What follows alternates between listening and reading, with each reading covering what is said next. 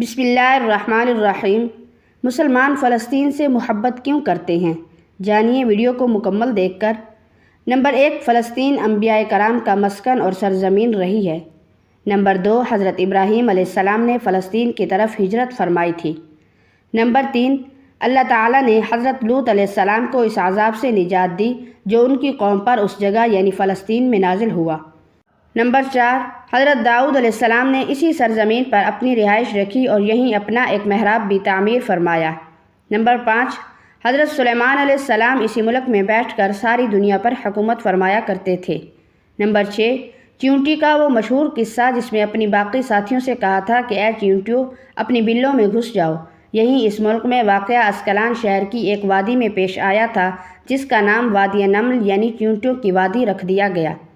Number 7، حضرت زکریا علیہ السلام کا محراب بھی اسی شہر میں واقع ہے۔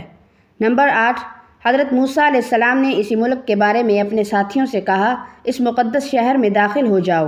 آپ نے اس شہر کو مقدس اس شہر کے شرک سے پاک ہونے اور انبیاء علیہ السلام کا مسکن ہونے کی وجہ سے کہا تھا۔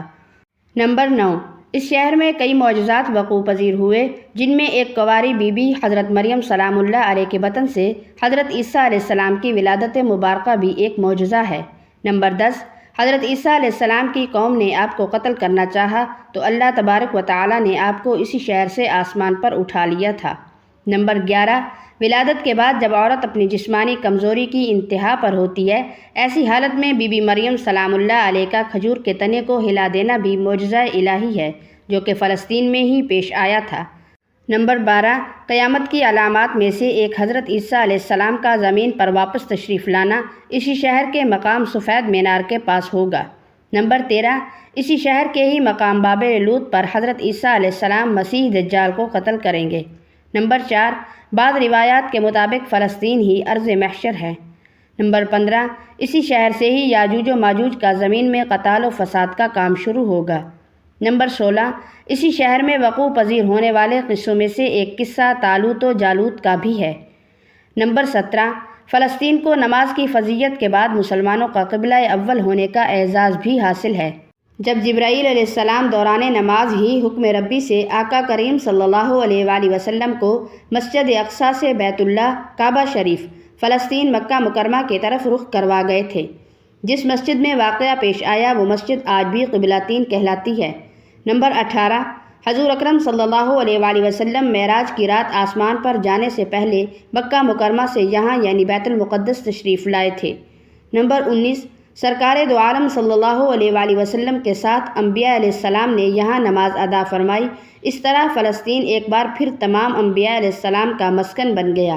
نمبر 20، سیدنا ابو ذر رضی اللہ تعالیٰ عنہ فرماتے ہیں کہ میں نے آپ صلی اللہ علیہ وآلہ وسلم سے عرض کیا کہ زمین پر سب سے پہلے مسجد کون سی بنائی گئی؟ آپ صلی اللہ علیہ وآلہ وسلم نے فرمایا کہ مسجد حرام یعنی خانہ کعبہ۔ میں نے عرض کیا پھر کون سی مسجد بنائی گئی؟ آپ صلی اللہ علیہ وآلہ وسلم نے فرمایا مسجد اقصیٰ یعنی بیت المقدس۔ میں نے پھر عرض کیا ان دونوں کے درمیان کتنا فاصلہ تھا؟ آپ صلی اللہ علیہ وآلہ وسلم نے فرمایا 40 برس کا، اور تو جہاں بھی نماز کا وقت پالے وہیں نماز ادا کر لے، وہ مسجد ہی ہے۔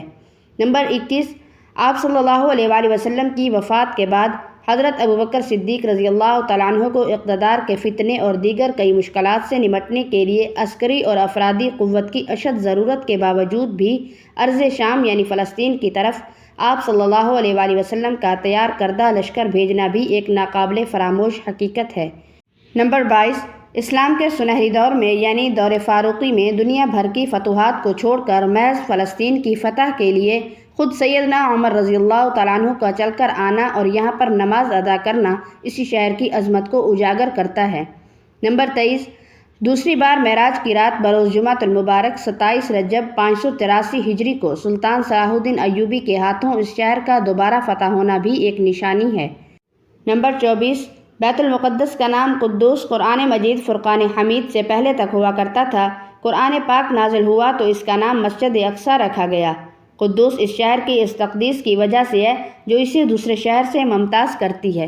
اس شہر کے اصول اور اسے رومیوں کے ظلم و ستم سے بچانے کے لیے 5000 سے زیادہ صحابہ کرام رضوان اللہ علیہم اجمعین نے جام شہادت نوش فرمایا اور شہادت کا باب آج تک بند نہیں ہوا۔ یہ سلسلہ ابھی تک چل رہا ہے۔